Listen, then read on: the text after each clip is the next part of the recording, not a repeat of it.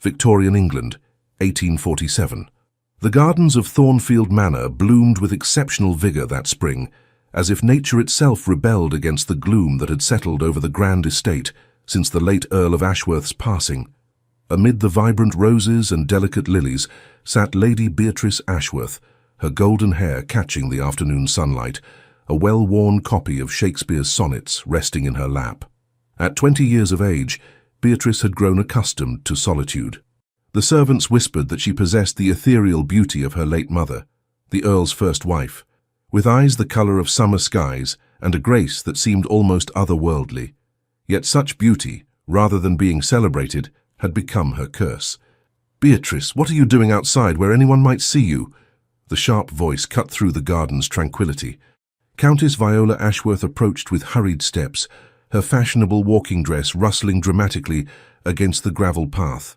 At 37, the widow maintained her striking appearance through rigorous attention to the latest beauty treatments and fashions. Beatrice closed her book and rose to her feet. "Stepmother, I was merely reading. The doctor suggested fresh air would help with your supposed headaches." "Yes." Viola's lips formed a tight smile that never reached her eyes. "How convenient that you suddenly feel well enough to sit outside precisely when we are expecting visitors." "Visitors? I wasn't aware." "Of course you weren't. Why would you be?" Viola adjusted her perfectly positioned hat. "Lord Huntington and his son are coming to discuss business matters. Cordelia will be joining us for tea afterward." Her voice softened at the mention of her daughter. "You will remain in your chambers, as usual. We'll say you're indisposed." Beatrice had heard these words so many times they had lost their sting. After her father's death 3 years prior, her stepmother had systematically removed her from society's view. Invitations mysteriously disappeared, gowns were ruined before important events, and rumours of Beatrice's delicate constitution spread throughout London's elite circles. The vibrant young woman who once shone at social gatherings had become little more than a ghost in her own home. "As you wish, stepmother." Beatrice gathered her book and shawl, heading toward the east wing where her chambers were strategically positioned, far from the manor's entertaining spaces. "And Beatrice," Viola called after her, "do make sure to lock your door.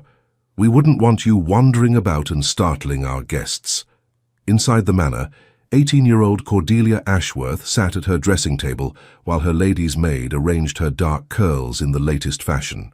Unlike her mother, Cordelia harbored genuine affection for her half-sister.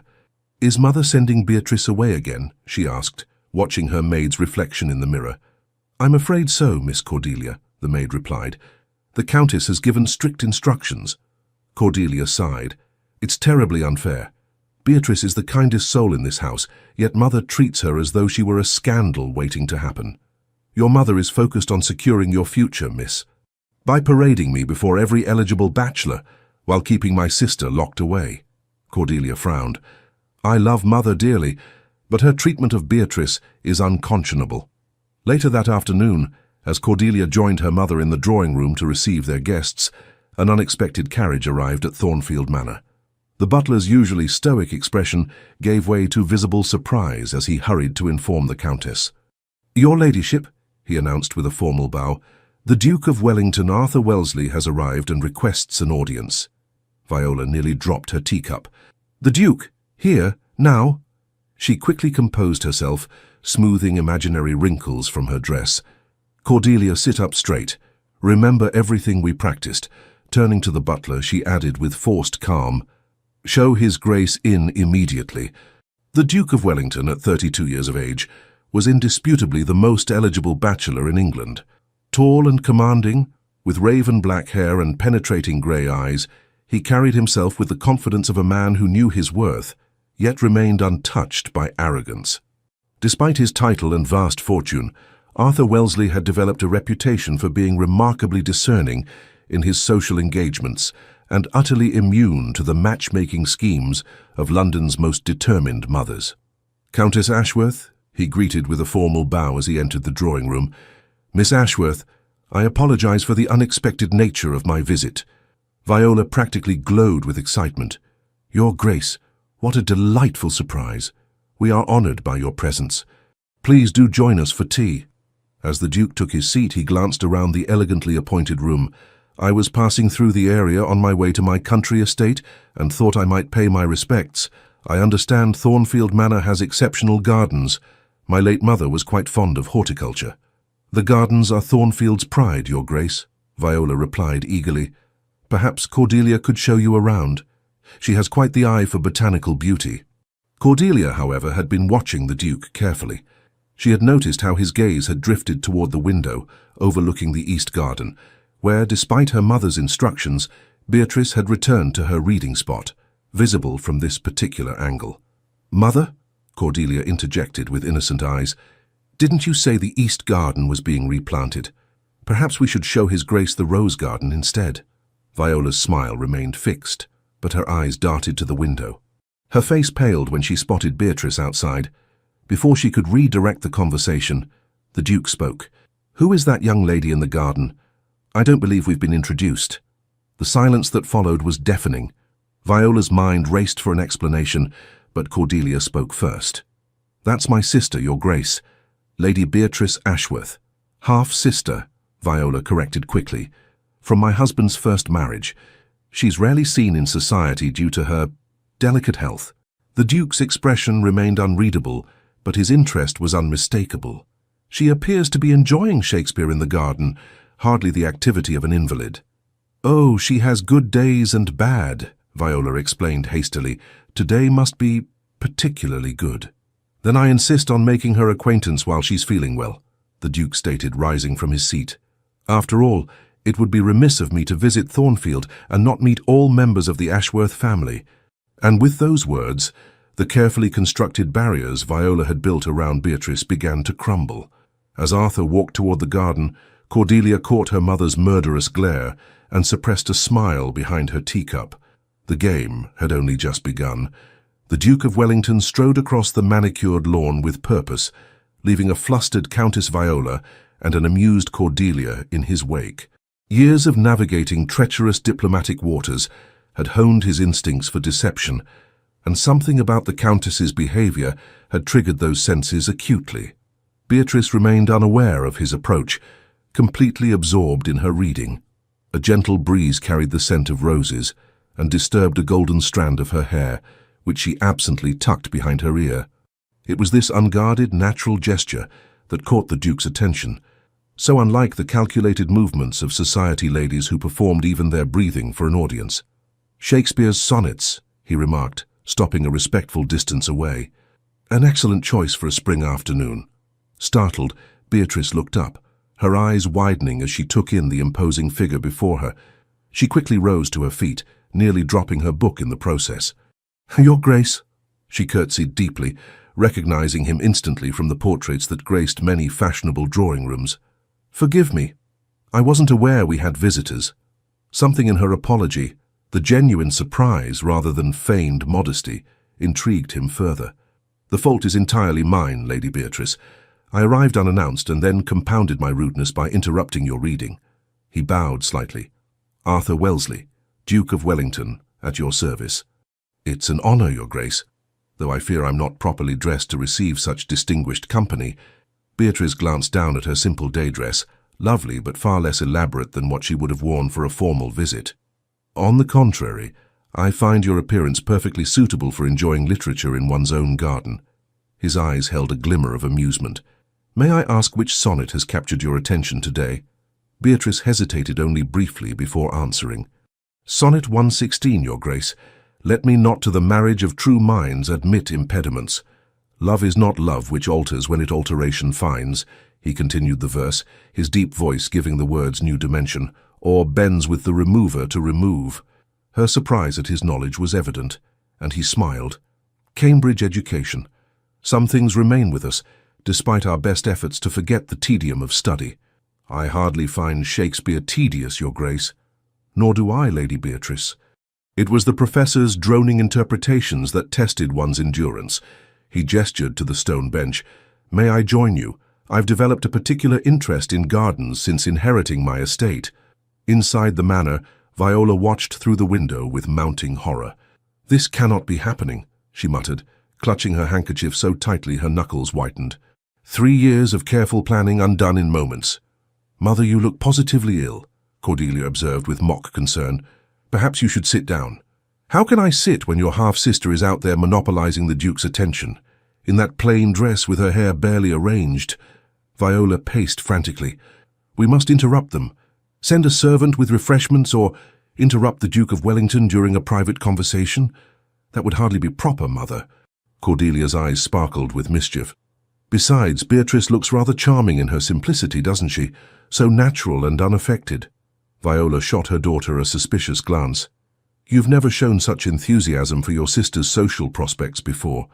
"Perhaps I've grown tired of watching her hidden away like some family secret," Cordelia replied, her expression suddenly serious. "Father would never have allowed it." The mention of her late husband silenced Viola temporarily.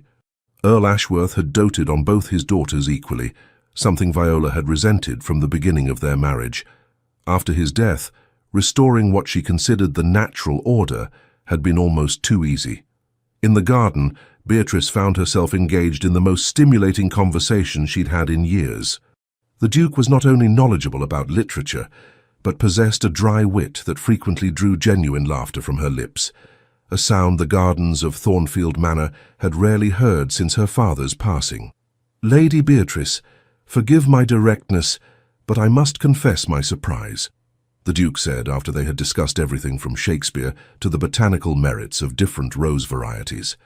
"I've attended countless London seasons, yet I cannot recall ever making your acquaintance." A shadow crossed her features. "I haven't participated in recent seasons, Your Grace. My health has been somewhat unpredictable." "Indeed. You appear remarkably well at present."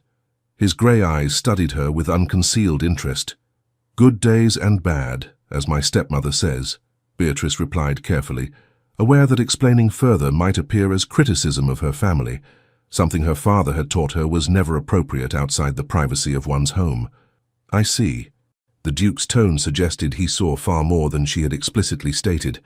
"And your good days coincide precisely with the absence of social invitations, I presume?" Beatrice looked away, uncomfortable with the accuracy of his assessment. The Duke sensed her discomfort and changed tactics. "Forgive me. I've developed an unfortunate habit of speaking my mind.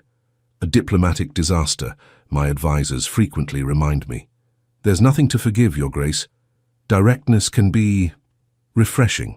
She offered a small smile, appreciating his perception while maintaining her dignity.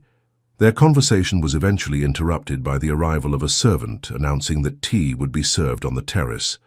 The Duke offered his arm to escort Beatrice, an act that would not go unnoticed by the watching Countess. As they walked toward the terrace, Arthur lowered his voice. "Lady Beatrice, would you permit me to call on you properly tomorrow? I find myself with business in the area that may delay my journey home." Beatrice's heart fluttered treacherously. That would be lovely, Your Grace, though I suspect my stepmother might have other plans." "Excellent. Then I shall be sure to mention it in front of the Countess." His smile held a conspiratorial edge that both thrilled and alarmed her. After all, how could she possibly object to a duke calling on her stepdaughter? What followed was a masterclass in social maneuvering. Upon reaching the terrace, the Duke loudly proclaimed his delight at discovering Lady Beatrice's excellent taste in literature, and announced his intention to call again the following afternoon, specifically to loan her several volumes from his private library. Viola's expression cycled through shock, dismay, and finally forced pleasure with such rapidity that Cordelia had to disguise her laughter as a coughing fit. The Countess found herself trapped in an impossible position, unable to refuse the Duke's request without appearing unconscionably rude, yet furious at the prospect of Beatrice receiving such distinguished attention. "How thoughtful of you, Your Grace," Viola managed through clenched teeth. "Though I fear Beatrice's health is quite unpredictable. Perhaps Cordelia could—" "I insist, Countess," the Duke interrupted smoothly. "Lady Beatrice has impressed me with her literary knowledge, and I rarely encounter such genuine appreciation for the classics. It would be my pleasure to foster such commendable intellectual pursuits." When the Duke finally took his leave, the atmosphere at Thornfield Manor turned glacial. Viola waited only until his carriage had disappeared down the long drive before turning on her stepdaughter. "What did you say to him?" she demanded, her voice trembling with barely controlled rage. "What scheme have you concocted?" "None, stepmother," Beatrice answered honestly. His Grace approached me in the garden. I could hardly refuse to speak with him. You were supposed to remain in your chambers. I needed fresh air. The doctor said, I care nothing for what the doctor said, Viola snapped. You deliberately placed yourself in the Duke's path, knowing he was visiting today. Mother, Cordelia interjected, Beatrice couldn't have known. You told her Lord Huntington was coming, not the Duke. Viola whirled on her daughter. You stay out of this, Cordelia. I've worked too hard, sacrificed too much to see everything ruined now. Ruined? Beatrice echoed, confusion evident in her voice. Surely having the Duke of Wellington call on our family brings honor to Thornfield, regardless of which of us he speaks with. For a moment, Viola seemed on the verge of revealing more than she intended. She composed herself with visible effort. You know nothing of society or its expectations. The Duke's interest is merely a passing curiosity, nothing more. Tomorrow you will develop a severe headache that prevents you from receiving visitors. Is that understood? Beatrice lowered her eyes, the brief joy of the afternoon fading. Yes, stepmother. Good. Now return to your chambers and remain there for the rest of the day. I must think. As Beatrice left the terrace, Cordelia watched her mother with growing concern. For the first time, she wondered if her mother's fixation on controlling Beatrice went beyond mere jealousy. There was something desperate in Viola's eyes, something that hinted at deeper secrets yet to be revealed. Later that evening, a most unexpected visitor arrived at Beatrice's chambers. Cordelia slipped inside, closing the door quietly behind her. Beatrice, are you awake? Cordelia, what are you doing here so late? Beatrice set aside her book and moved to light an additional candle. I've come with a confession and a proposition, Cordelia said, settling onto the window seat. First, I must tell you that I've been a terrible sister, allowing Mother to treat you so shabbily all these years. You've always been kind to me, Beatrice protested. Kind, perhaps, but not brave. Cordelia's expression was determined. That changes now. Tomorrow you will meet with the Duke, regardless of what Mother says. But how? She's already ordered me to feign illness. A mischievous smile spread across Cordelia's face. Leave that to me. Mother has arranged to meet with the vicar in the village tomorrow afternoon. Something about charitable contributions to appear more pious before society. She'll be gone for at least 2 hours. She'll have the servants watching me. Most of them are more loyal to Father's memory, and to you, than to Mother. Haven't you noticed how they conveniently forget to report your garden excursions? Beatrice considered this revelation. Even if I do meet with the Duke tomorrow, what then? One afternoon changes nothing. Once he returns to London, everything will revert to how it was. Perhaps. Cordelia took her half-sister's hands. Or perhaps not. The Duke seemed genuinely taken with you, Beatrice. In all the seasons I've observed him, I've never seen him show such interest in anyone. We merely discussed books and gardens. And yet he's returning tomorrow, specifically to see you. Cordelia squeezed Beatrice's hands. Promise me you'll at least try, for Father's sake, if not your own. After a long moment, Beatrice nodded. Very well, for Father. What neither sister knew was that in his carriage returning to the local inn, the Duke of Wellington was penning a letter to his most trusted friend, requesting an immediate and thorough investigation into the late Earl of Ashworth's will and the current financial state of Thornfield Manor. Something about the Countess's desperate manoeuvres had awakened his suspicions, and Arthur Wellesley had never been a man to ignore his instincts. The stage was set for a confrontation that would shake the foundations of Thornfield Manor and forever alter the lives of those who dwelled within its walls. The following morning dawned bright and clear, as if the heavens themselves approved of the day's coming events. Beatrice woke early, her mind cycling between hope and trepidation. By the time her lady's maid arrived with breakfast, she had already changed her mind a dozen times about whether to proceed with Cordelia's plan. "Good morning, my lady," the maid Eleanor greeted her with a knowing smile. "Miss Cordelia asked me to help prepare you for your visitor today." Beatrice looked up in surprise. "She told you?" "Indeed, my lady, and I must say, it's about time someone stood up to the Countess." Eleanor set down the breakfast tray and moved to open the wardrobe. "I've taken the liberty of pressing your blue silk gown, the one with the lace trim that belonged to your mother. We've kept it hidden from her ladyship these past years." "Eleanor, you didn't." "I most certainly did, with help from Mrs. Bennet in the laundry. The Countess may rule above stairs, but below stairs, your father's memory and your kind heart command far more loyalty." She laid out the gown reverently. "Your mother wore this the night she first danced with your father. It seems appropriate for today." Tears pricked Beatrice's eyes. "I had no idea you all felt this way. We've watched you fade like a flower without sunlight, my lady. Not one of us below stairs has approved of your treatment." Eleanor's expression grew serious. "Now, eat your breakfast. We have much to do if you're to be ready when the Duke arrives." Meanwhile, in another wing of the manor, Cordelia was executing her part of the plan. She entered her mother's chambers with a concerned expression. "Mother, have you seen the state of the blue drawing room? The one the Duke is likely to be received in today? The curtains are positively dusty, and someone has arranged those hideous dried flowers on the mantel." Viola, who had been examining her complexion in the mirror, turned with alarm. "Impossible! I gave explicit instructions for that room to be perfect." She rose immediately. "Show me at once." Cordelia led her mother through the house, strategically avoiding Beatrice's chambers, where Eleanor was already working her magic. In the blue drawing room, which was in fact impeccably clean, Cordelia manufactured a series of increasingly concerning discoveries that sent her mother into a frenzy of replanning and redecorating, effectively consuming the morning hours that might otherwise have been spent monitoring Beatrice. By noon, Viola was finally satisfied with the drawing room's preparation. "Now I must change for my meeting with the vicar," she announced. "When the Duke arrives, make my excuses. Express my deepest regrets that an urgent charitable matter called me away.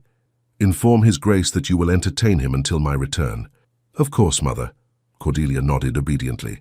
"And what of Beatrice's illness?" "I've already instructed the butler to inform His Grace that Lady Beatrice is indisposed and confined to her bed." Viola adjusted her hat with satisfaction. "He'll soon forget this passing fancy when presented with your superior charms and accomplishments." "As you say, Mother." Cordelia fought to keep her expression neutral. "Though it seems a shame to disappoint a duke. Better a small disappointment now than encouraging false hopes." Viola's tone hardened. "Your sister is not meant for society, Cordelia. The sooner she accepts that, the happier she'll be." Once Viola had departed for the village, Thornfield Manor seemed to exhale collectively. Servants moved more freely, conversations grew less guarded, and a subtle current of anticipation flowed through the ancient halls. In her chambers, Beatrice barely recognized her reflection. Eleanor had arranged her golden hair in an elegant style that framed her face perfectly, securing it with her mother's pearl combs. The blue silk gown, updated slightly to suit current fashion while preserving its original beauty, transformed her from the shadow she had become into the lady she was born to be. "There," Eleanor said, stepping back to admire her work. "A true earl's daughter." A soft knock announced Cordelia's arrival. She entered and stopped in her tracks, momentarily speechless. "Beatrice," she finally whispered, "you look magnificent." "Is it too much? Perhaps a simpler gown would—" "It's perfect," Cordelia insisted, crossing the room to take her sister's hands. "You look exactly as you should have been allowed to look all these years." A commotion from below stairs interrupted them. "He's here," Cordelia said, her eyes bright with excitement. "Are you ready?" Beatrice took a deep breath. "As ready as I'll ever be. Remember, Mother won't return for at least 2 hours. The butler knows to show the Duke to the garden terrace rather than the drawing room. I've arranged everything." Cordelia squeezed her sister's hands. "Now go. Your Duke awaits." "He's hardly my Duke," Beatrice protested, but couldn't suppress a smile. The Duke of Wellington had arrived at Thornfield Manor precisely at the appointed hour, carrying several leather-bound volumes as promised. He'd been mildly surprised when informed that both the Countess and Lady Beatrice were unavailable, the former due to charitable obligations, the latter supposedly bedridden with illness. "How unfortunate," he'd remarked to the butler, his tone carefully neutral. "And Miss Cordelia. Miss Cordelia suggests that perhaps your Grace might enjoy refreshment on the garden terrace while awaiting her company," the butler replied with perfect decorum, though the Duke didn't miss the subtle emphasis on suggests rather than requests. "The garden terrace would be most agreeable," the Duke concurred, suspecting there was more at play than initially apparent. He'd been seated for only a few minutes, admiring the view of the rose garden, when the sound of approaching footsteps drew his attention. Arthur rose, expecting to see Cordelia, but instead found himself momentarily speechless at the vision before him. Beatrice Ashworth, far from being bedridden, stood in the terrace doorway transformed. The simple girl from the garden had blossomed into an undeniable beauty, her blue silk gown complementing her eyes and fair colouring to perfection. "Lady Beatrice," he finally said, recovering his composure, "I was informed you were unwell today. A misunderstanding, Your Grace." Her voice held a new confidence, though a blush coloured her cheeks. "I find myself in excellent health this afternoon." "Miraculous," he commented dryly, the corner of his mouth lifting in amusement. "Shall we attribute your recovery to divine intervention, or merely to the temporary absence of the Countess?" Beatrice's eyes widened, and then, to his delight, she laughed, a genuine musical sound. "You are remarkably direct, Your Grace." "Arthur?" he corrected, stepping forward to offer his arm. "When conspiring against overbearing stepmothers, I believe first names are more appropriate, don't you think?" She hesitated only briefly before placing her hand on his offered arm. "Beatrice, then. Though I'm not certain conspiring is the right word. No? What would you call this delightful subterfuge that has managed to resurrect you from your sickbed and conveniently coincide with your stepmother's absence?" "A temporary rebellion," she admitted, as he guided her to the stone bench where they'd sat the day before.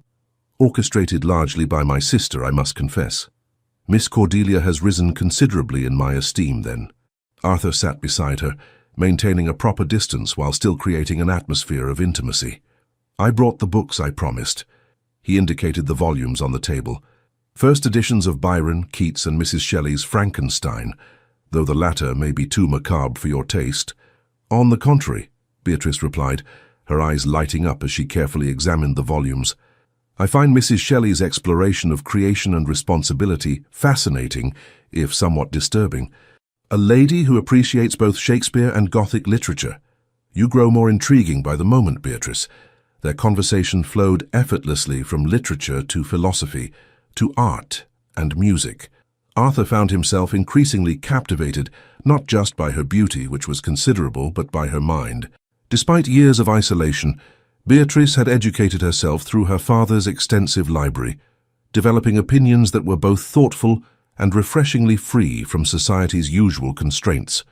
"You must think me terribly provincial," she said, after expressing a particularly unconventional view on women's education.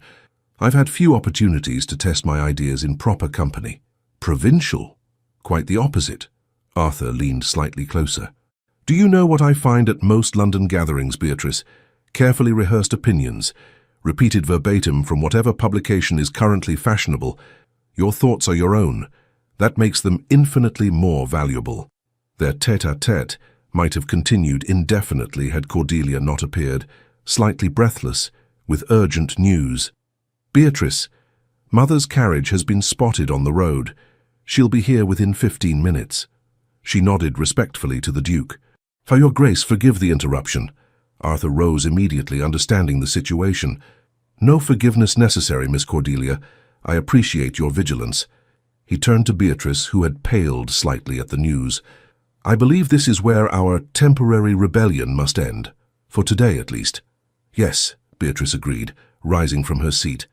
"I should return to my chambers before she arrives." Something in her resignation stirred a protective instinct in the Duke. "This secrecy and pretense, it cannot continue indefinitely, Beatrice." "It's been my reality for 3 years, Your Grace," she replied softly.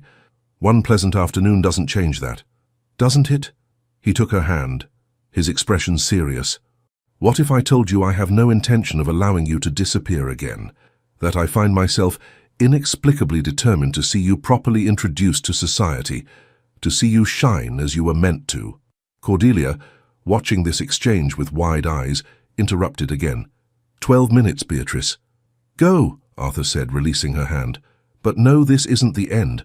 I'll call again tomorrow, and the Countess will receive me, and you will be present, illness notwithstanding." As Beatrice hurried back to her chambers, her mind whirling with emotions she scarcely dared name, the Duke turned to Cordelia. "Miss Cordelia, I believe you and I should have a conversation about your sister's situation. There's more happening here than a stepmother's jealousy, isn't there?" Cordelia hesitated, loyalty to her family warring with concern for Beatrice. Your Grace, I have resources and influence that could help her, Arthur pressed. But I need to understand what we're truly facing. After a moment's deliberation, Cordelia nodded. Very well, Your Grace, but not here. Mother has eyes and ears everywhere. My carriage is at the front. Suggest a short drive to show me the local countryside, entirely proper with your groom as escort. We can speak freely there. By the time Countess Viola returned from her meeting with the vicar, the Duke's carriage was just returning from its brief excursion with Cordelia. The Countess, initially furious to find the Duke at Thornfield in her absence, was somewhat appeased to discover he had spent his time with her daughter rather than her stepdaughter. Your Grace, she greeted him with practiced charm. How kind of you to entertain Cordelia in my absence. I hope she hasn't exhausted you with her chatter. On the contrary, Countess, Miss Cordelia has been most enlightening company. There was something in his tone, a subtle edge, that made Viola's smile falter momentarily. In fact, our conversation has convinced me to extend my stay in the area. I find Thornfield and its surroundings quite fascinating. How wonderful, Viola replied, though her eyes had narrowed slightly. You must join us for dinner tomorrow evening. A small gathering. Just family, of course. I would be delighted, the Duke accepted smoothly. And I insist that Lady Beatrice join us. I've brought several books that might interest her, and her absence today was most disappointing. Viola's smile became fixed. I'll see if her health permits, Your Grace. I have every confidence it will, Countess. His grey eyes held hers steadily. In fact, I would consider it a personal favor if you would ensure she's well enough to attend. The challenge in his voice was unmistakable. Viola, for all her scheming, was not fool enough to directly refuse a Duke's request. Of course, Your Grace. Family means everything to me. Beatrice's welfare has always been my primary concern. Has it indeed? Arthur's tone remained pleasant, but there was steel beneath the surface. How commendable. Then we are aligned in our interests, for her welfare has become a matter of great importance to me as well. After the Duke had departed, Viola summoned her daughter to her private sitting room, her composure rapidly unraveling. What did you tell him? She demanded the moment the door closed behind Cordelia. During your drive, what exactly did you discuss? Thornfield's history, the local landmarks, Cordelia answered carefully. He seemed quite interested in father's family lineage. Viola's face paled. His family? What specifically did he ask? Nothing unusual, Mother. Just polite conversation. Cordelia maintained her innocent expression. Why are you so concerned? The Duke doesn't extend his visits or take country drives with young ladies for polite conversation, Viola snapped. He's investigating us, investigating me. I can sense it. Perhaps he's simply interested in Beatrice, Cordelia suggested mildly. She is, after all, quite beautiful and accomplished when given the chance to— Enough! Viola paced the room like a caged animal. Tomorrow you will occupy the Duke's attention entirely. Wear your best gown, display every accomplishment, charm him completely. And Beatrice? We'll develop a fever by afternoon. The Duke may insist, but even he cannot argue with a physician's diagnosis. You would go so far as to bring in Dr. Blackwell to lie? Cordelia asked, genuinely shocked. Dr. Blackwell knows which side his bread is buttered on, Viola replied coldly. He'll say whatever I tell him to say. What Viola didn't know was that at that very moment, in a private room at the local inn, the Duke of Wellington was receiving a special messenger from London. The documents the man delivered, copies of the late Earl's will, financial records of Thornfield Manor, and other legal papers, would prove to be the final pieces in a puzzle that Arthur had been assembling since his first meeting with Beatrice. As he read through the papers by lamplight, his expression grew increasingly grave. The Earl's will was explicit. Thornfield Manor and half the estate's income were to pass directly to Lady Beatrice upon her 21st birthday, a date now less than 2 months away. The Countess and Cordelia were to receive the London townhouse and the remaining income, a generous provision but far less than what Viola currently controlled as Beatrice's guardian. So that's the game, Arthur murmured, setting down the documents. It was never about jealousy alone, it was about money and power. By keeping Beatrice isolated and reportedly in poor health, Viola had maintained complete control over the estate. If she could secure a marriage between Cordelia and a wealthy nobleman before Beatrice came of age, Her position would be secure regardless of the change in circumstances. But if Beatrice were to make an advantageous match herself, particularly with someone of sufficient status to question the management of her inheritance, the Duke's jaw tightened as he considered Beatrice's situation. 3 years of systematic exclusion from society had effectively prevented her from meeting eligible gentlemen before her inheritance came due. It was clever, calculated, and utterly despicable.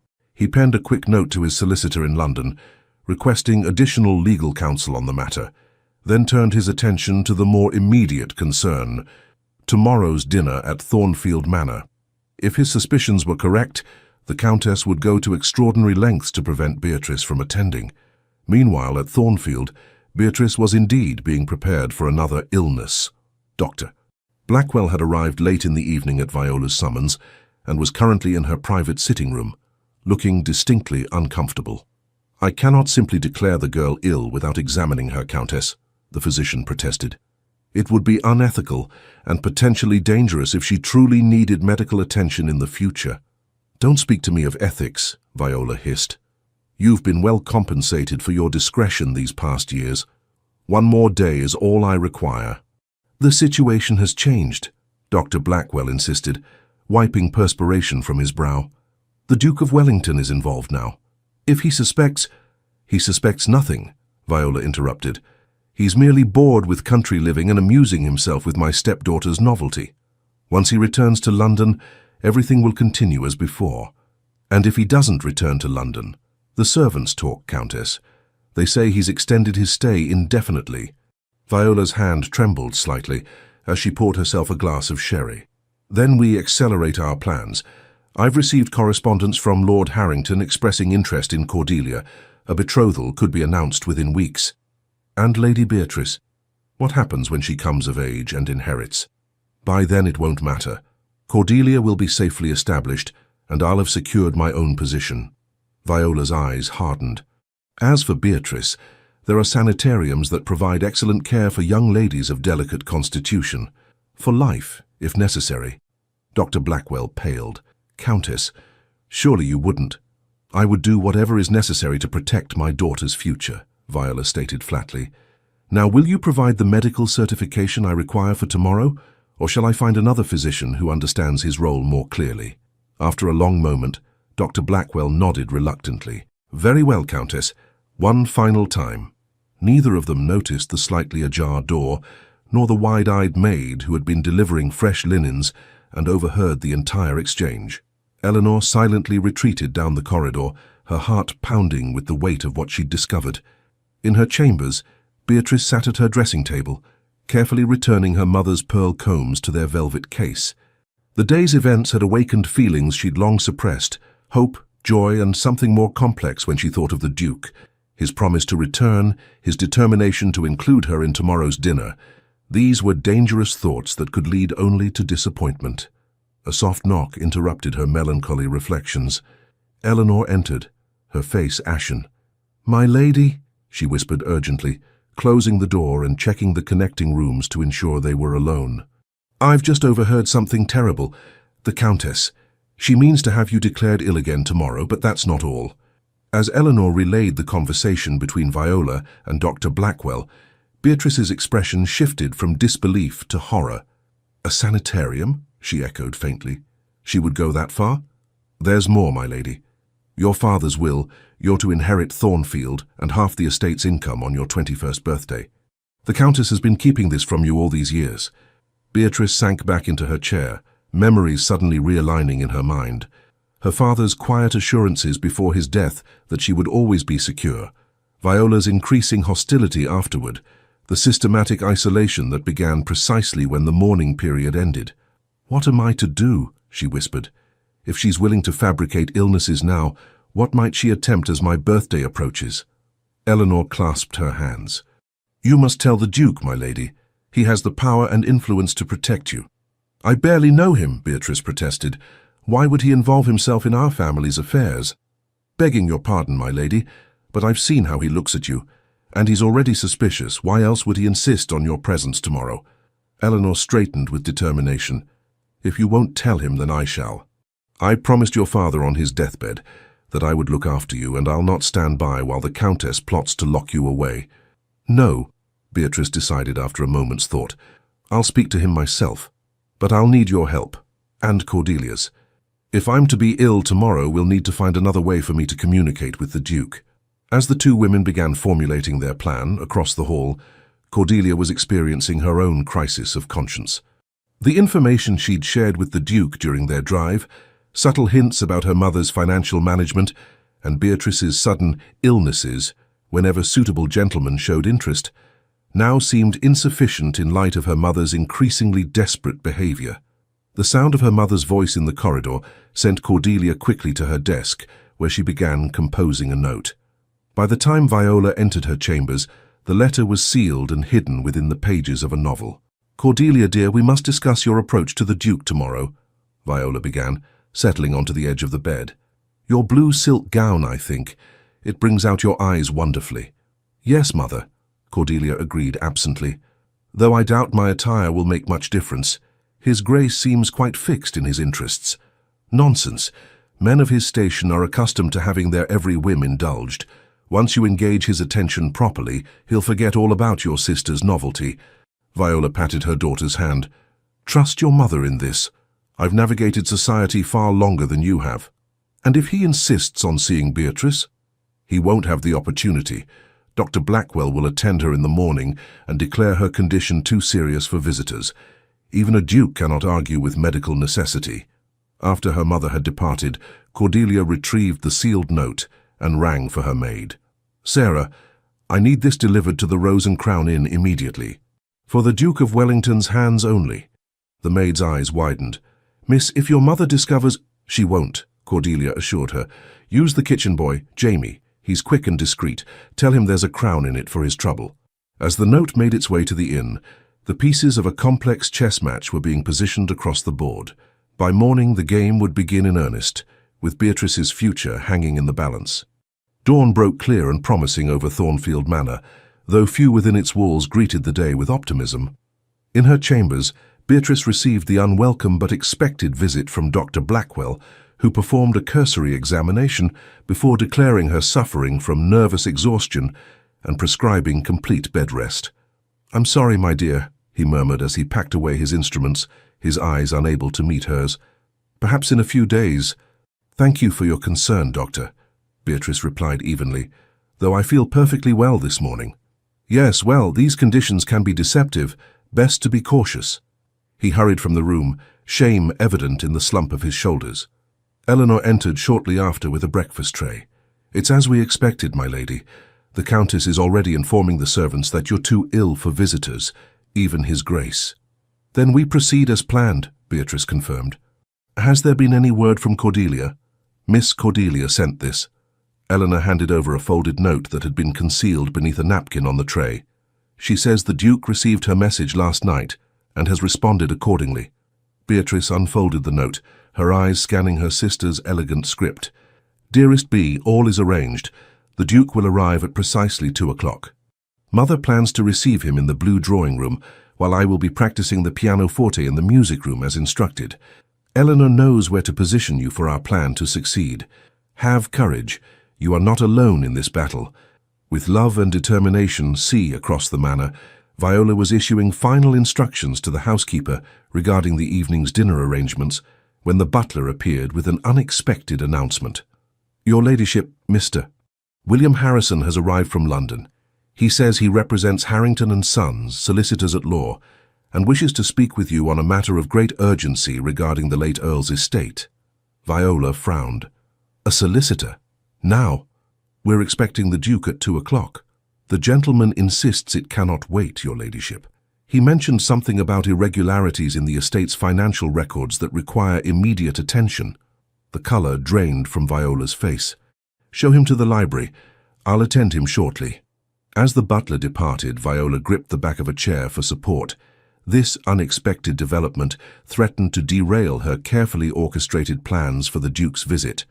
More concerning still was the mention of financial irregularities. Had her creative accounting of Beatrice's inheritance been discovered? By the time 2:00 arrived, Viola found herself thoroughly trapped in the library with Mr. Harrison, who had produced an alarming array of documents requiring explanation. Her increasingly desperate attempts to conclude the meeting were met with polite but firm insistence that these matters could not be delayed. "I understand your social obligations, Countess," the solicitor stated calmly, adjusting his spectacles. "However, these discrepancies in Lady Beatrice's trust must be addressed before her 21st birthday. The penalties for misappropriation of awards funds are quite severe." In the entrance hall, the Duke of Wellington was being admitted with all the ceremony befitting his rank. When informed that the Countess was unavoidably detained with legal matters, he expressed perfect understanding.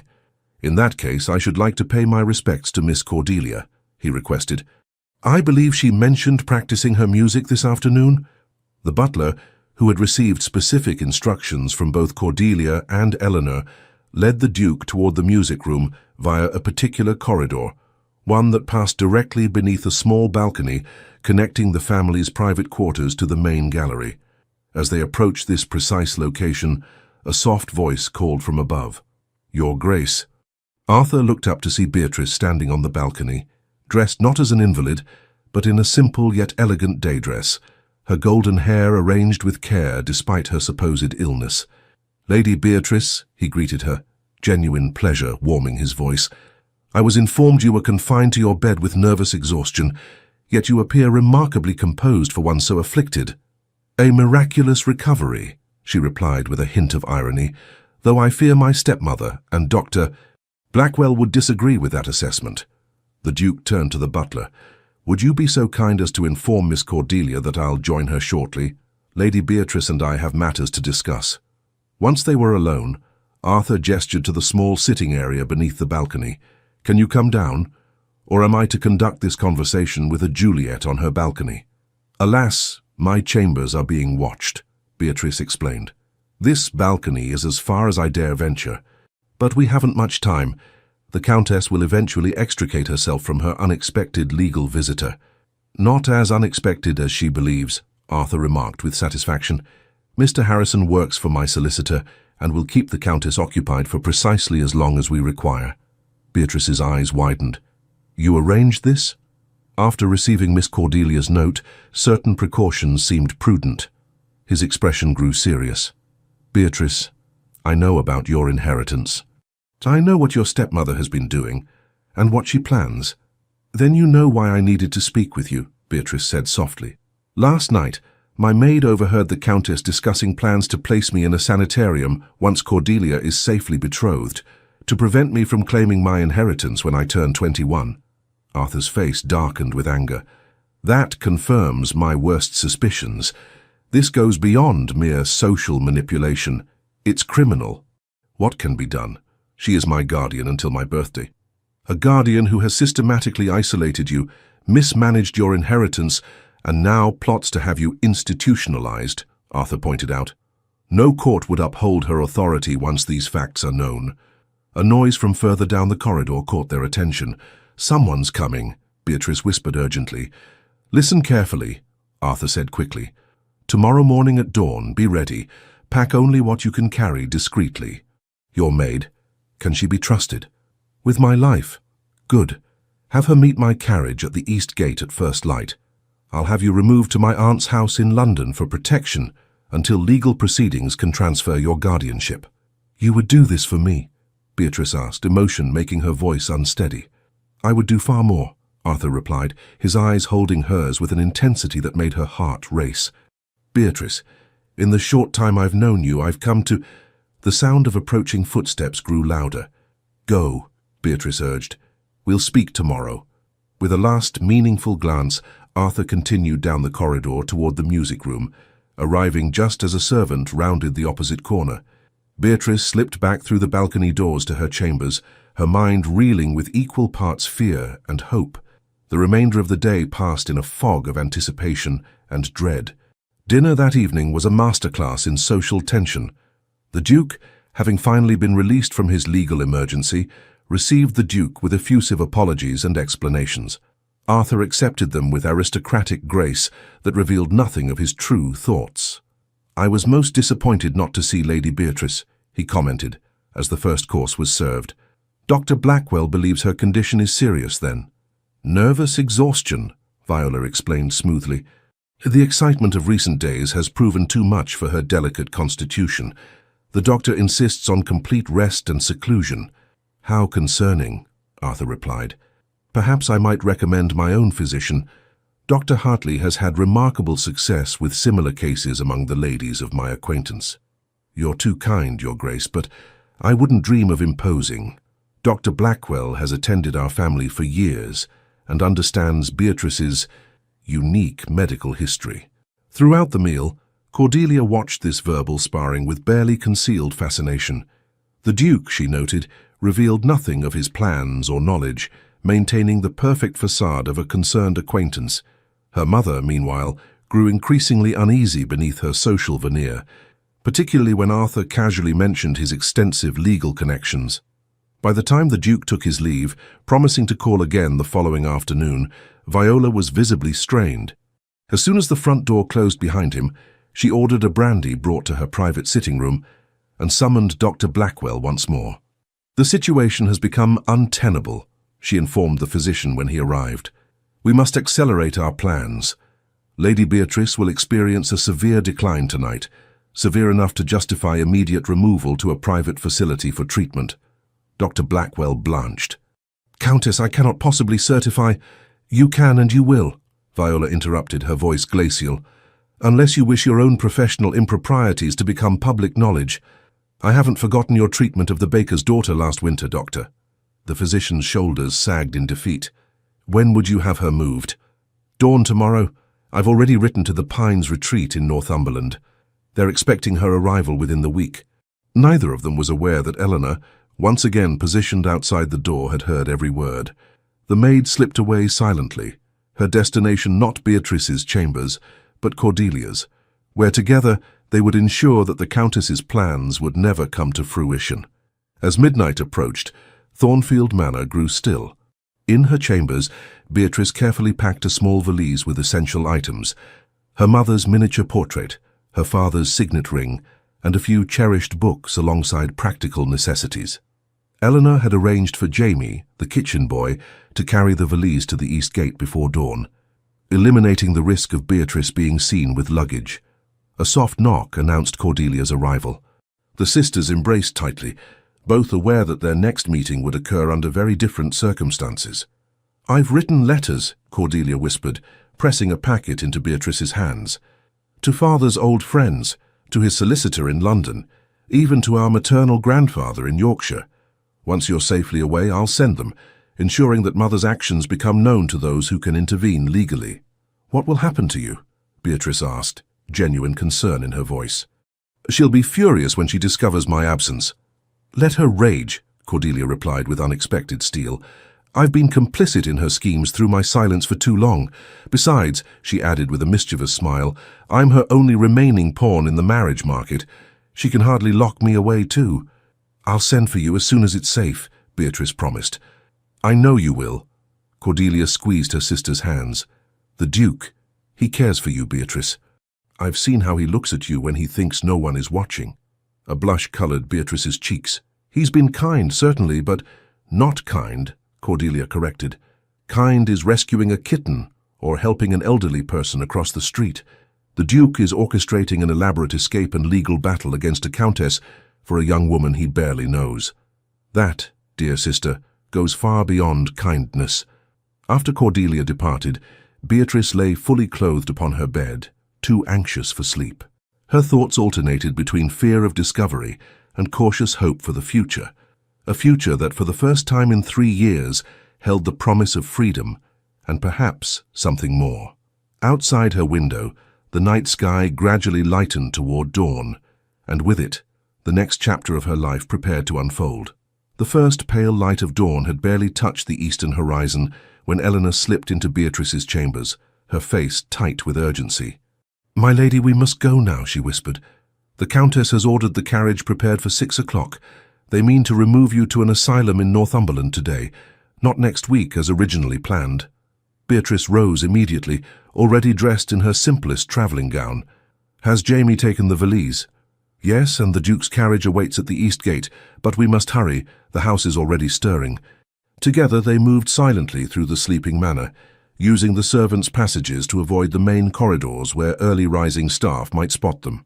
A close call with a hallboy carrying coal was averted only by Eleanor's quick thinking and knowledge of a rarely used linen closet where they concealed themselves until he passed. As they neared the side door leading to the east gardens, Eleanor suddenly pulled Beatrice into an alcove. "Doctor." Blackwell's voice drifted from around the corner, accompanied by the Countess's distinctive tones. "You're certain the sedative will keep her compliant for the journey?" Viola was asking. "Yes, Countess. She'll be confused and docile, unable to cause any disruption or make herself understood to strangers." The physician sounded weary, defeated, but I must again express my profound discomfort with this course of action. "Your discomfort is noted, Doctor, and entirely irrelevant. The carriage will be ready in an hour. Prepare the draft and administer it immediately." Their footsteps moved away, heading toward the main staircase that would lead to Beatrice's chambers. "They'll discover I'm gone within minutes," Beatrice whispered, her heart pounding. "Then we have no more time to waste," Eleanor replied, taking her hand firmly. "Come." They slipped through the side door and into the gardens, keeping to the shadows of the hedgerows as they made their way toward the east gate. The morning air was crisp, with a light mist hovering above the dew-drenched grass, providing additional cover for their escape. At the gate, as promised, the Duke's unmarked carriage waited, a trusted groom holding the horses steady. Jamie, the kitchen boy, stood nervously beside it, Beatrice's valise at his feet. "My lady," he whispered with relief as they approached. "I was afraid you wouldn't come." "Thank you, Jamie." Beatrice pressed a small token into his hand, her mother's silver thimble, one of the few valuables she'd been able to bring. "For your courage." The boy clutched it tightly. "Godspeed, my lady. Miss Cordelia said to tell you she's ready on her end." Eleanor helped Beatrice into the carriage, then hesitated at the door. "My lady, I should return to your chambers. Replace your pillows with something that might, at a quick glance, appear to be you sleeping. It may buy a few extra minutes." "That's too dangerous," Beatrice protested. "If you're discovered, then I'll have the satisfaction of telling the Countess exactly what I think of her schemes," Eleanor replied with grim humor. "Go, my lady. The Duke awaits you at the coaching inn 3 miles down the road. I'll follow when I can." With a final embrace, Beatrice watched Eleanor disappear back toward the house, marveling at the loyalty her father had inspired in the Thornfield staff, loyalty that had now extended to his daughter in her hour of greatest need. The carriage pulled away, moving slowly at first to minimize noise, then accelerating once they reached the main road. Beatrice sat rigidly, expecting at any moment to hear shouts of pursuit, but the countryside remained peaceful, with only early-rising farmers and the occasional milk cart sharing the road. At the coaching inn, as promised, Arthur waited beside his own grander carriage, pacing with barely contained tension. When Beatrice's transport arrived, he moved forward immediately, opening the door himself rather than waiting for the groom. "Thank God," he breathed, helping her down. "When you didn't arrive at the arranged time, I feared the worst. We discovered they planned to move me this morning, not next week," Beatrice explained, as he led her quickly to his waiting carriage. "The Countess will know I'm gone by now. Then we'll waste no time." Arthur handed her into his carriage, following immediately after, and signaling to his driver. "My aunt's house in London is prepared for your arrival. You'll be safe there until the legal proceedings are complete." As the carriage lurched forward, Beatrice found herself suddenly overwhelmed by the enormity of what she had done. She had fled her home, her guardian, everything familiar, placing her trust and safety in the hands of a man she had known for mere days. Arthur, observing her distress, spoke gently. "Second thoughts, Lady Beatrice?" "Not second thoughts," she answered honestly, "but I confess to feeling adrift. 3 days ago my world was small but known. Now everything is uncertain." "Except for one thing," he replied, his grey eyes holding hers steadily. "You are no longer alone in this fight." The simple statement, delivered with such quiet conviction, steadied her more than any elaborate reassurances could have. "Thank you," she whispered, "for everything." They travelled in companionable silence for some time, the rhythmic motion of the carriage and the early hour eventually lulling Beatrice into a light doze. She woke with a start when they stopped to change horses at a posting house. Momentarily disoriented, until Arthur's reassuring presence beside her brought reality back into focus. "We've made excellent time," he informed her, as a servant brought refreshments to the carriage. "No sign of pursuit. I expect your stepmother is still searching Thornfield's grounds, assuming you couldn't have gone far without assistance." "Cordelia will keep her occupied as long as possible," Beatrice said, accepting a cup of tea gratefully. "She plans to send letters to Father's old friends and associates once my absence is discovered, letters detailing the Countess's treatment of me these past years." Arthur nodded approvingly. "Your sister has shown remarkable courage. I admit I misjudged her initially, assuming she was cut from the same cloth as her mother. Cordelia has always been kind to me, though perhaps not brave enough to openly defy the Countess until now." Beatrice's expression softened with affection for her sister. She was as much a victim of her mother's ambitions as I was, merely in a different way. As they resumed their journey, Arthur broached the subject that had been uppermost in his mind since discovering the truth about Beatrice's situation. "Once we reach London, my solicitors will petition the courts for an emergency removal of your guardianship from the Countess," he explained. "Given the evidence of financial mismanagement and the extreme measures she was prepared to take regarding your person, I'm confident the petition will succeed." "And until my birthday?" Beatrice asked, the practical question revealing her quick mind. "I'll need a new guardian for those remaining weeks. My aunt, Lady Catherine Spencer, has agreed to serve in that capacity. She's a formidable woman of impeccable reputation who sits on the boards of several charitable institutions for the welfare of young women." His mouth quirked in a half-smile. "No one would dare question her fitness as a guardian, not even the Countess." "You've thought of everything," Beatrice marveled. "Not quite everything," Arthur admitted, his expression growing more serious. "There is another matter we must discuss, one of considerable delicacy." The change in his tone caused Beatrice's heart to quicken inexplicably. "Yes?" "Your reputation," he said simply. "While your escape was necessary, society will not look kindly on a young, unmarried woman traveling alone with a bachelor, regardless of the circumstances. By the time we reach London, rumors will already be circulating." "I hadn't considered that," Beatrice acknowledged, her brow furrowing. "Though given my non-existent social position these past years, perhaps there isn't much reputation to salvage." "On the contrary," Arthur countered, "as the Earl of Ashworth's daughter and the heiress to a considerable fortune, your standing in society should be assured. I will not be the instrument of its destruction." "What do you suggest, then?" Arthur took a deep breath, as if preparing himself for a momentous step. "Under ordinary circumstances, I would never be so presumptuous, but our situation is far from ordinary." He reached for her hand, his touch gentle, yet somehow electrifying.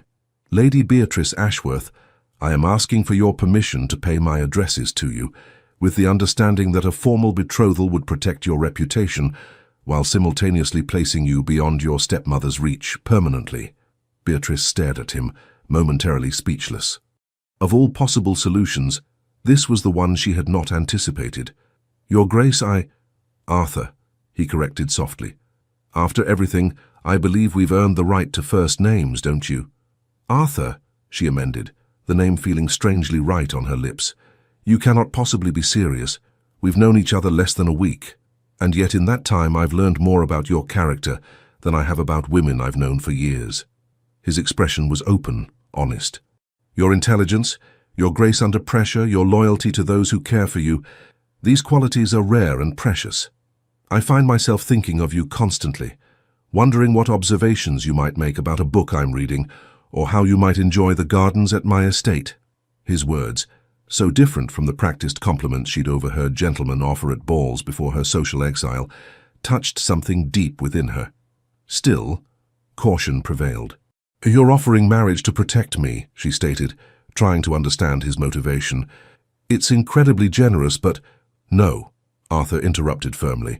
"I'm offering courtship, the chance for us to know each other properly, as you deserve. The betrothal would be understood as a future promise, giving us time to determine if we suit. If, after a reasonable period, you find your feelings do not align with mine, I would release you from any obligation, though the protection of my name would remain." "And your feelings?" Beatrice asked quietly, hardly daring to meet his eyes. "You speak of mine, but what of yours?" Arthur's gaze never wavered. I believe I am falling in love with you, Beatrice Ashworth. Not with your fortune or your connections, but with you, the woman who reads Shakespeare in gardens and stands firm against injustice with dignity rather than bitterness. I cannot promise that love will grow perfectly between us, but I can promise to cherish and respect you always, whether as husband or friend." The sincerity in his voice was unmistakable, and Beatrice felt tears threatening. 3 years of isolation, of being treated as invisible, and now this man, this duke, saw her more clearly than anyone ever had. "I would be honored to receive your addresses," she said softly, her voice steady despite her racing heart.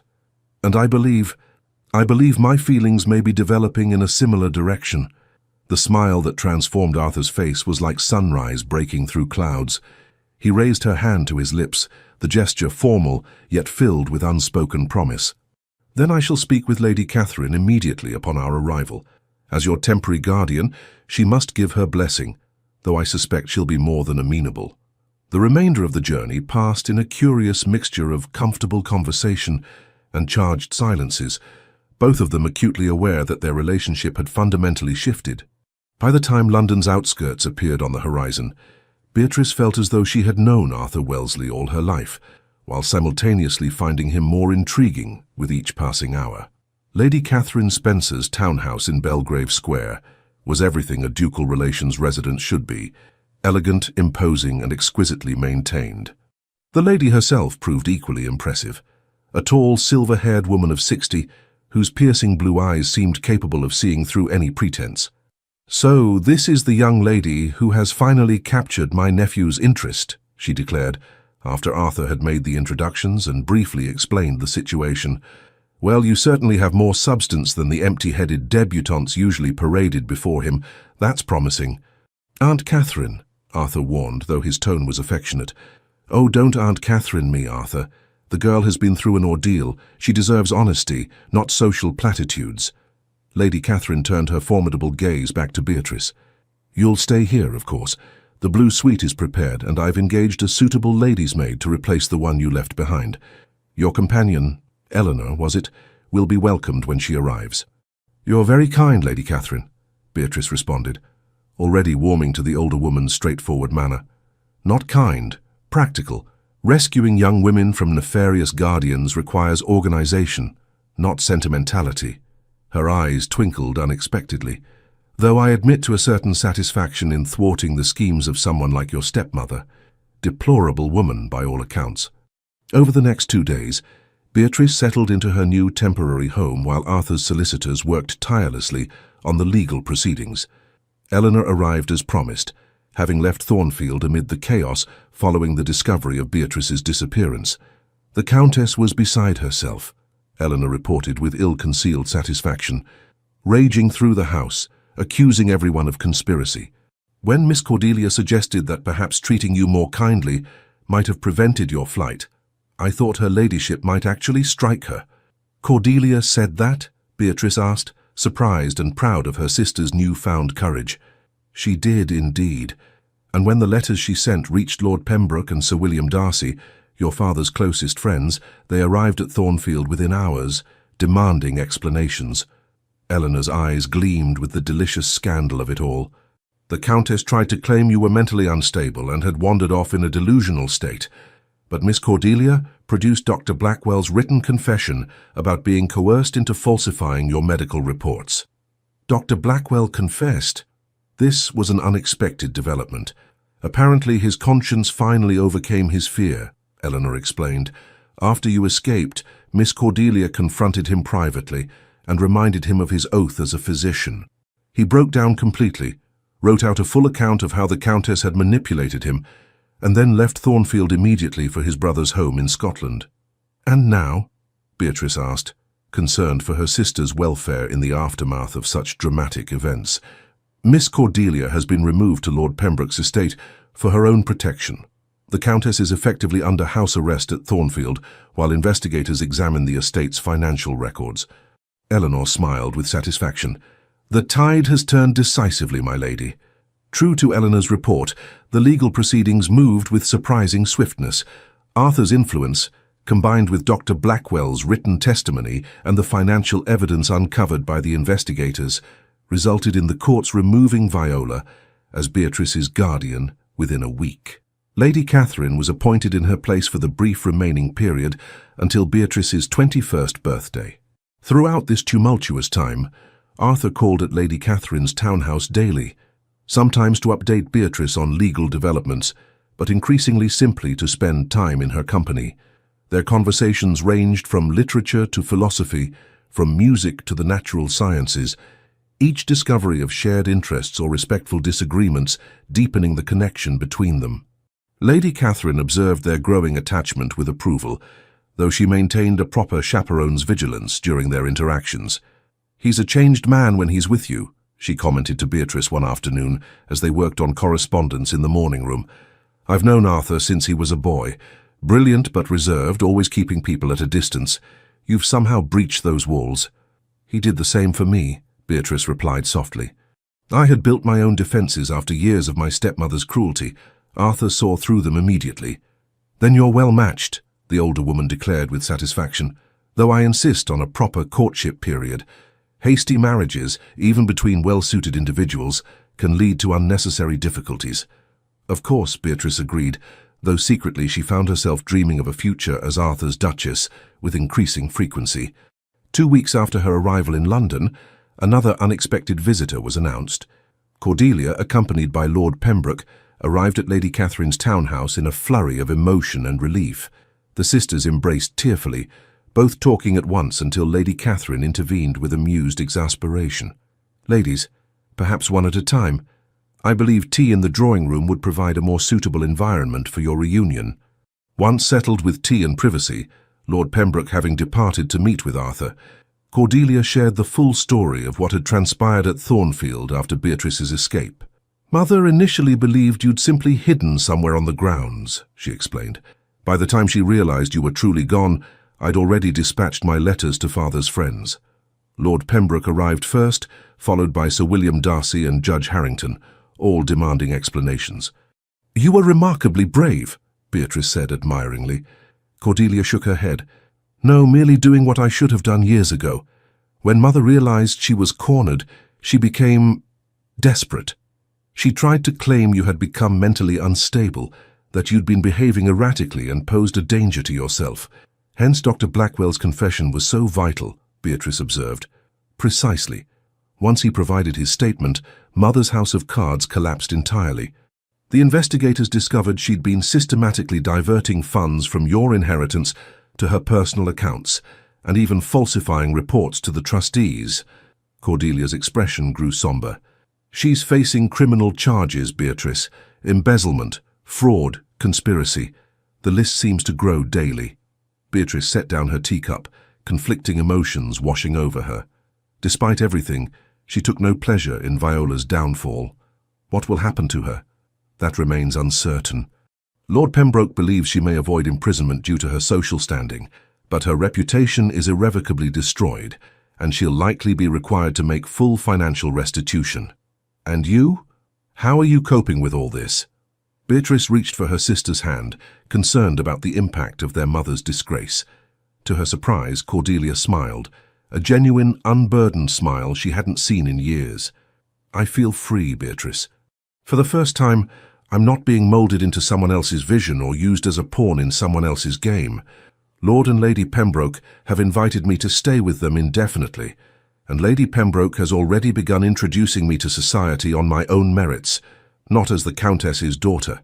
"I'm so glad," Beatrice said sincerely. "You deserve every happiness, Cordelia." "As do you." Cordelia's eyes sparkled with mischief. "Speaking of which, Lord Pembroke mentioned that a certain duke has been in constant attendance here. Is there something you wish to tell me?"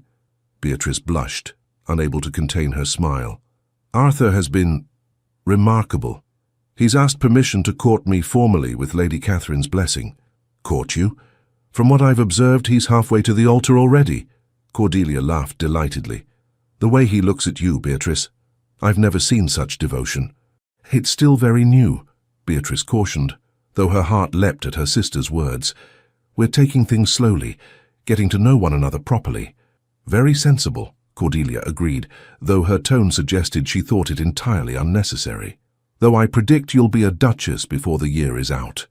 That evening, a small dinner party was held at Lady Catherine's townhouse to celebrate the sisters' reunion and the successful resolution of the legal proceedings. Arthur, Lord Pembroke, and several other close friends gathered in an atmosphere of warm camaraderie. After dinner, Arthur managed to draw Beatrice aside into the small conservatory adjoining the drawing room. The space was filled with exotic plants and illuminated by strategically placed lanterns, creating an intimate oasis of greenery and golden light. "You seem happy tonight," he observed, his eyes tracing her features as if committing them to memory. "I am," she confirmed. Seeing Cordelia, knowing she's well and happy, it's lifted a weight I didn't realize I was still carrying. "And the news about your stepmother? That doesn't trouble you?" Beatrice considered the question thoughtfully. "I take no joy in her downfall, if that's what you're asking. What she did was wrong, undeniably so, but I hope in time she might find some measure of peace and redemption." Arthur's expression softened with admiration. "Your capacity for forgiveness astounds me. Most people in your position would harbor considerable bitterness." "Bitterness changes nothing except the heart that carries it," Beatrice replied simply. "My father taught me that. Besides," she added with a faint smile, "I find I have too much happiness in my present circumstances to waste energy on past injustices." "About those present circumstances," Arthur began, his tone shifting to something more serious. "There's something I wish to discuss with you." A flutter of anticipation rose in Beatrice's chest. "Yes? Your 21st birthday is next week. Once it arrives, you'll be legally independent, mistress of your own fortune and destiny." He moved slightly closer, his gaze intent. "I want you to know that nothing changes for me when that day comes. My feelings, my intentions, they remain constant." "I never thought otherwise," Beatrice assured him. "Nevertheless, it needs saying." Arthur took both her hands in his touch warm and steady. "When I first suggested paying my addresses to you, circumstances were complicated by your need for protection. I want no ambiguity now. I court you not out of duty or chivalry, but because you've become essential to my happiness." The simple declaration, delivered with such quiet certainty, brought tears to Beatrice's eyes. "And you to mine," she whispered. Arthur's smile in response was like sunrise breaking across his usually composed features. For a moment it seemed he might say more, perhaps even propose there and then, but the sound of approaching footsteps reminded them of their surroundings. Lady Catherine appeared at the conservatory entrance, her expression a masterful blend of propriety and amusement. "While I approve of your courtship, Arthur, perhaps the conservatory during a dinner party is not the most discreet location for private conversations." "My apologies, Aunt," Arthur replied, though his smile remained undimmed. "We were just discussing Beatrice's upcoming birthday celebrations." "Indeed?" Lady Catherine arched a silver eyebrow skeptically. "Well, continue that discussion in the drawing room, if you please. Lord Pembroke is asking for you." As they rejoined the party, Beatrice felt a contentment she had not known since before her father's death. Surrounded by people who valued her for herself, with her sister safe and her future bright with possibility, the dark years at Thornfield seemed increasingly distant, a closed chapter in a story that was now taking a far happier turn. The week leading up to Beatrice's 21st birthday passed in a whirlwind of activity. Lady Catherine, declaring that the occasion demanded proper recognition, arranged a small but elegant birthday ball to formally reintroduce Beatrice to society. Invitations were sent to carefully selected guests, people of influence and integrity, who would welcome the Earl of Ashworth's daughter without prejudice or excessive curiosity about her unusual circumstances.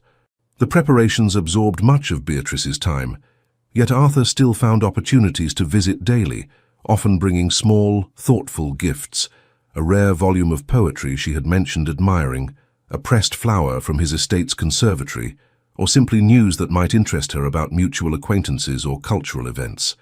On the morning of her birthday, Beatrice woke to find her bedchamber filled with fresh roses, her favorite flower, and a small package on her dressing table. Inside was an exquisite pearl pendant suspended from a delicate gold chain, accompanied by a note in Arthur's distinctive handwriting. "My dearest Beatrice, these pearls belong to my mother, who received them from my father on her 21st birthday. I can think of no worthier successor to wear them than you, whose quiet strength and inner beauty echo hers in so many ways. Happy birthday, my love. Today marks not only your legal independence, but the beginning of what I hope will be our shared future. With deepest affection, Arthur Beatrice's hands trembled slightly as she fastened the necklace around her throat, the pearls cool against her skin, but quickly warming, a tangible symbol of belonging, of continuity, of promise. The day unfolded in a pleasant succession of birthday rituals. Breakfast with Lady Catherine and Cordelia, who had moved temporarily to the townhouse for the celebrations, receiving callers who came to pay their respects, and final preparations for the evening's ball. When Arthur arrived that evening, resplendent in formal attire, Beatrice felt her breath catch at the sight of him. Though she had always found him handsome, tonight there was something different in his bearing, a contained energy, an air of anticipation that mirrored her own emotions. "You look beautiful," he said simply, his eyes taking in her appearance with undisguised admiration. Lady Catherine had insisted on ordering a new gown for the occasion, a creation of ivory silk embroidered with delicate gold thread and seed pearls that complemented Arthur's gift perfectly. Beatrice's golden hair was arranged in an elegant style, adorned with a single white rose, the overall effect both sophisticated and youthfully fresh. "Thank you," she replied, finding herself uncharacteristically shy under his gaze. "And thank you for the necklace. It's the most precious gift I've ever received." "It suits you," he observed, his expression softening, though its beauty pales in comparison to its wearer. The arrival of the first guests prevented further private conversation, but throughout the evening, Beatrice was acutely aware of Arthur's presence across the ballroom, his eyes finding hers frequently amid the swirl of dancing and socializing. The ball proved a resounding success. Lady Catherine's careful selection of guests ensured Beatrice was welcomed warmly into society without the uncomfortable scrutiny she had feared. Several of her father's old friends attended, expressing delight at seeing the Earl's daughter flourishing after her difficult years. "Your father would be so proud," Lord Pembroke told her, during a quiet moment between dances. "Not just of your beauty or accomplishments, but of your character, the way you faced adversity with dignity and emerged stronger." "Thank you," Beatrice said, deeply moved. "That means more than I can express." As the evening progressed, Arthur claimed his dance with the birthday honoree, a waltz that had only recently become acceptable in the more progressive circles of society. The intimacy of the dance, with his hand at her waist and their faces closer than propriety usually allowed, created a private world amid the crowded ballroom. "Are you enjoying your birthday celebration?" he asked, guiding her expertly through the turns. "Beyond anything I could have imagined," she admitted. "A few months ago I was hidden away at Thornfield, convinced I would never experience an evening like this. And now I feel as though I'm living in a dream, one from which I hope never to wake." Something in her voice, the depth of emotion perhaps, caused Arthur's hand to tighten slightly at her waist. "There's something I wish to ask you," he said, his voice low enough that only she could hear. "Not here, with so many eyes upon us. Would you meet me in the garden in half an hour? Lady Catherine has installed new lanterns along the paths, entirely proper for guests to admire." Beatrice's heart quickened. "Yes," she agreed simply. The 30 minutes that followed seemed interminable as Beatrice fulfilled her duties as the evening's honoree, accepting congratulations, engaging in polite conversation, and pretending she wasn't counting the minutes until she could slip away to the garden. Finally, during a lively country dance that occupied most of the guests, Beatrice made her way discreetly to the French doors leading to the garden terrace. As Arthur had mentioned, the paths were illuminated with delicate paper lanterns, casting a warm golden glow across Lady Catherine's meticulously maintained formal gardens. She found him waiting beside the central fountain, his tall figure silhouetted against the cascading water. As she approached, he turned, and the expression on his face made her heart skip a beat. "You came," he said, as though he had harbored some doubt. "Of course." She moved to stand beside him, the sound of water and distant music creating a sense of intimate seclusion despite their proximity to the house. Arthur took her hands in his gaze steady and intent. "Beatrice, when I first saw you in the gardens at Thornfield, reading Shakespeare with such absorption, I was intrigued. When I spoke with you and discovered your mind and spirit, I was captivated. And when I learned of your circumstances and witnessed your courage in facing them, I was humbled." He paused, his thumbs tracing gentle circles on the backs of her hands. "These past weeks of coming to know you properly have only confirmed what I suspected from the beginning, that you are the woman I've been waiting for all my life, though I didn't know it until I found you." Releasing one of her hands, Arthur reached into his coat pocket and withdrew a small velvet box. Beatrice's breath caught as he opened it to reveal a ring, a perfect sapphire surrounded by diamonds, set in platinum. "Lady Beatrice Ashworth," he said, his voice steady despite the emotion evident in his eyes, "would you do me the very great honor of becoming my wife? I promise to cherish, respect, and love you for all the days of our lives, to be your partner in every sense, and to ensure that the shadows of your past are thoroughly eclipsed by the brightness of our future together." Tears of joy blurred Beatrice's vision as she looked from the ring to the man holding it. This remarkable man who had rescued her not just from external circumstances, but from the isolation that had threatened to become her permanent state. "Yes," she whispered, her voice strengthening as she repeated, "Yes, Arthur, I will marry you." With a smile that transformed his usually reserved features, Arthur slipped the ring onto her finger. It fit perfectly, the sapphire catching the lantern light as if illuminated from within. "It matches your eyes," he murmured, raising her hand to his lips and pressing a kiss to her fingers just above the ring. The gesture, so tender and reverent, broke the last of Beatrice's restraint. She stepped closer, her free hand coming to rest against his chest.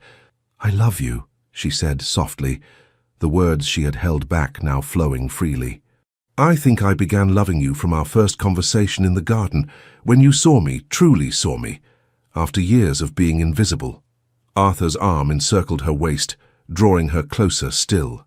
"My dearest, loveliest Beatrice," he murmured, his face now mere inches from hers. "May I kiss you? I've been wanting to since that moment in the garden." Her answer was to lift her face to his, and as their lips met in a first tender kiss, Beatrice felt the last pieces of her world fall perfectly into place. This was where she belonged, not hidden away at Thornfield, not even restored to her rightful social position, but here in the arms of a man who loved her for exactly who she was. The kiss remained proper. They were, after all, in Lady Catherine's garden during a social gathering, but its sweetness and promise sealed their commitment as surely as the ring now adorning Beatrice's finger. When they eventually returned to the ballroom hand in hand, their radiant expressions made a formal announcement, almost unnecessary. Lady Catherine, spotting the ring immediately, gave a satisfied nod before summoning the orchestra to silence for Arthur's official announcement. The guest responded with genuine enthusiasm, Lord Pembroke raising his glass in a heartfelt toast to the couple's health and happiness. Cordelia embraced her sister with tears of joy, whispering, "I told you so," in her ear, with sisterly satisfaction. As the celebration continued around them, Arthur kept Beatrice close by his side, as if reluctant to be separated from her even for a moment. "Happy?" he asked softly during a brief lull in the well-wishes surrounding them. Beatrice looked up at him, her eyes reflecting a joy that went beyond mere happiness, a profound contentment, a sense of homecoming, of rightness. "Completely," she answered. "It feels as though everything, even the difficult years, was leading to this moment, this life we'll build together." Arthur's hand tightened around hers, the pressure conveying understanding, agreement, and promise. "Then let us begin," he said simply. And so, under the approving gaze of friends both old and new, Beatrice Ashworth, once hidden away from society, now embraced by it and, more importantly, by the man she loved, stepped forward into her future, leaving the shadows of Thornfield Manor behind forever. 1 year later, the Duchess of Wellington stood in the newly redesigned gardens of Wellesley House, the Duke's ancestral estate. Spring sunshine warmed her face as she surveyed the changes she had implemented since becoming mistress of the vast property, changes that blended her own love of natural, informal beauty with the estate's grand traditions. "Admiring your handiwork?" Arthur's voice came from behind her, followed by his arms encircling her waist. "Our handiwork," she corrected, leaning back against him contentedly. I recall a certain duke insisting on personally selecting the varieties of roses for the eastern terrace. A duke who knows when to defer to his duchess's superior taste in most matters, he replied, pressing a kiss to her temple. The gardens have never looked more beautiful, like their mistress. Beatrice turned in his arms to face him, her expression softly radiant. Flatterer, you've become quite the silver-tongued courtier since our marriage. Not flattery when it's the simple truth. His gaze was tender as it traced her features. Marriage to you has made me happier than I ever imagined possible, Beatrice. I find new reasons to be grateful for you every day. As I do for you, she replied, reaching up to touch his cheek affectionately. Their first year of marriage had indeed been one of profound happiness and growth for both of them. Beatrice had blossomed as the Duchess of Wellington, bringing warmth and thoughtfulness to a role that might have intimidated a less resilient woman. Arthur, meanwhile, had revealed depths of tenderness and humor that had surprised even those who had known him longest. Together, they had established a household known for its genuine hospitality, intellectual vibrancy, and compassionate engagement with the communities surrounding their estates. Lady Catherine, a frequent visitor, often remarked that they had created precisely the kind of partnership her late brother, Arthur's father, had hoped his son would find. "Shall we go in?" Arthur suggested, offering his arm. "Cordelia and Edward will be arriving soon, and I know you're eager to hear their news from Italy." Beatrice smiled at the mention of her sister and her husband. Cordelia had married Lord Edward Fitzwilliam, a kind and scholarly second son, 6 months earlier. Their shared passion for art and history had promptly led them to an extended honeymoon tour of Italy's cultural treasures. "I can hardly wait to see her," Beatrice agreed as they walked toward the house. "And I have my own news to share." Arthur stopped, turning to her with sudden intensity. "News?" Beatrice's smile widened, her eyes shining with joyful anticipation. "Dr. Hartley confirmed it this morning. By winter, Wellesley House will have a new heir, or heiress." For a moment, Arthur seemed frozen in place, his expression cycling through shock, wonder, and finally incandescent joy. Without warning, he lifted Beatrice off her feet in an exuberant embrace, propriety forgotten in the privacy of their gardens. "Truly?" he asked when he finally set her down, his hands still cradling her face as if she were the most precious thing in the world. "We're to have a child." "Truly," she confirmed, laughing at his uncharacteristic display of exuberance. "In approximately 6 months, according to the doctor." Arthur's hand moved to rest gently against her still flat stomach, his touch reverent. "A family of our own," he murmured. "Beatrice, my love, you've made me the happiest of men." As they continued toward the house, arm in arm and hearts full of shared joy, Beatrice reflected on the journey that had brought her here, from a hidden flower at Thornfield Manor to the beloved wife of a duke, soon to be mother to their child. The path had not been easy or direct, but every step, even the painful ones, had led to this moment of perfect contentment. Inside Wellesley House, her home, their home, the future awaited, bright with promise and secure in love. The end. Dear listener, when the final words of our story fade into silence, what remains is not just memory, but possibility. Beatrice found her liberation at 21. But perhaps the true freedom comes to us much later, in these precious years you now inhabit. Society rarely speaks this truth, that the 7th, 8th, and 9th decades of life can be the most authentic of all. You've shed the costumes you once wore to please others. The exhausting dance of impression management has finally ended. Like a tree that no longer needs to grow taller, you now expand in wisdom and deepen your roots. You know something the young cannot. That heartbreak doesn't end you. That fear can be faced. That laughter matters more than perfection. The Countess Violas of this world, those who judge by narrow standards of utility or appearance, have lost their power over you. What magnificent liberation! When sleep eludes you tonight, consider this revolutionary thought. You have earned the right to prioritize joy, not the fleeting pleasures chased in youth, but the profound contentment of a life fully acknowledged. The Duke recognized Beatrice's worth instantly because he had lived long enough to value substance over spectacle. You stand in this same place of discernment. Your body may whisper its complaints, yes, but it has carried you through storms and sunshine, deserving gratitude rather than criticism. The lines on your face aren't flaws, They're a map of a journey courageously undertaken, a testament to smiles offered and tears honestly shed. The world speaks constantly of beginnings, first steps, first loves, first homes. But there is unique beauty in culmination, in the gathering together of a lifetime's understanding. You hold this now, this precious harvest. What will you do with such bounty? Who might be nourished by what you alone can share? Tonight, as you drift toward dreams, know this. Your presence in this world is not a footnote, but a vital chapter still being written. The quality of attention you bring, the patience you've cultivated, the forgiveness you've learned to offer. These are rare medicines in a hurried world. Rest well, not because your work is finished, but because tomorrow offers new opportunities to be gloriously, uncompromisingly yourself, the self it has taken decades to fully become. What freedom awaits in the morning light? With profound respect for the journey that has brought you here. Legends of the Fall Team. Thank you so much for staying with us until the very end of this story. If Beatrice's journey moved your heart, if her courage, resilience, and the Duke's quiet devotion brought you comfort or inspiration, we invite you to support our channel in a meaningful way. Please take a moment to like this video, share it with someone you care about, and leave a comment telling us what this story meant to you. Your words truly encourage us, and if you haven't already, subscribe to our channel.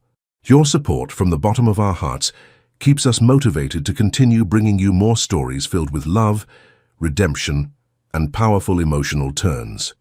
At the end of this video, you'll find a suggestion for another unforgettable story from our channel.